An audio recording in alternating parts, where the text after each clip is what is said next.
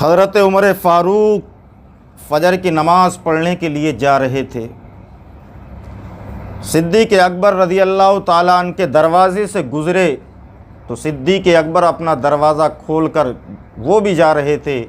सिद्दीक़ अकबर ने पूछा, भाई उमर कहाँ जा रहे हो? कि नमाज़ के लिए जा रहा हूँ। कि हम भी चलते हैं आपके साथ, हम भी चलते हैं।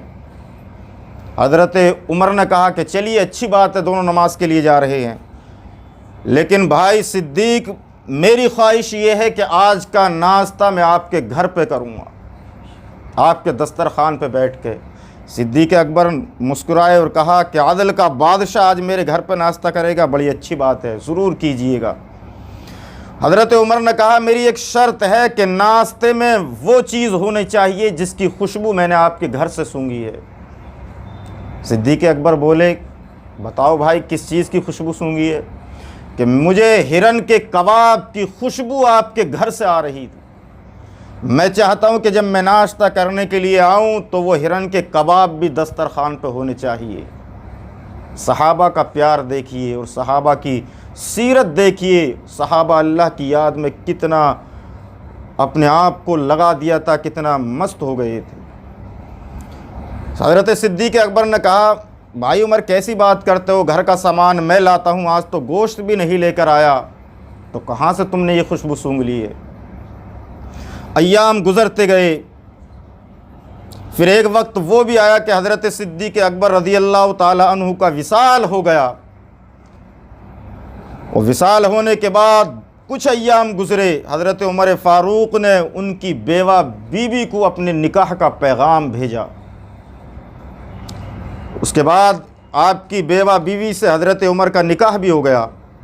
जब वो आपके घर में तशरीफ़ लाईं तो पहला सवाल हज़रत उमर ने, जो अब इनकी बीवी बन चुकी थी, कहा कि सिद्दीक़ अकबर की कोई अच्छी बात बताइए। जब इतना कहा तो वह रोने लगीं, इतना रोईं कि आपका दामन तर हो गया, आपका दुपट्टा आंसुओं में डूब गया। हज़रत उमर ने इसरार किया, बताइए। पहले तो उन्होंने कुछ नहीं बताया, फिर जब ज़्यादा इसरार किया तो वो बताने लगी कि मेरे सिद्दीक़ की बात ना पूछो। आप जानते हो कि बीवी अपने पहले शोहर से कितनी मोहब्बत करती है और दूसरे शोहर से भी कितनी मोहब्बत करती है। कोई अपनी बीवी को या किसी ख़वातीन को उसके पहले शोहर की याद दिला दे तो उसके दिल पे क्या गुज़रती है।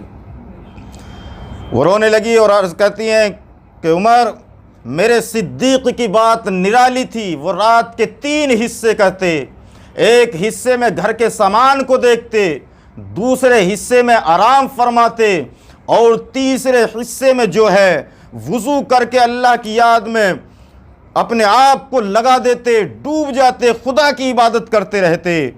फिर जब फ़जर की अज़ान होती, फ़जर की अज़ान का लफ्ज़ निकलता तो हज़रत सिद्दीक़ अकबर अपनी ज़बान, अपने दिल से एक आह भरते और वो आह ऐसी होती कि आपकी ज़ुबान से, आपके मुंह से धुआं उठता और धुआं उठने के बाद ऐसी खुशबू आती जैसे कि कबाबों में से आ रही है। इतना सुनना था, उमर भी समझ गए कि उस वक्त जो आपके घर से खुशबू आ रही थी वो कबाबों की नहीं थी, बल्कि अल्लाह की याद में अपने दिल को लगा दिया था और वो अल्लाह की याद में ऐसा जल गया था जैसे कि गोश्त के टुकड़े आग पर जलकर भुन जाते हैं। अल्लाह की याद में ऐसा सिद्दीक़ अकबर गर्क हो गए थे, हर वक्त अल्लाह की याद में लगा रहते।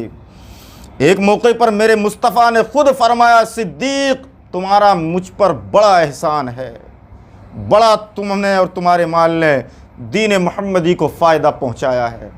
रात ये वो लोग थे जो अल्लाह के रसूल से भी टूट के मोहब्बत करते थे और अल्लाह के बताए तरीक़े पर अपने माल, अपने आप सबको कुर्बान कर देते।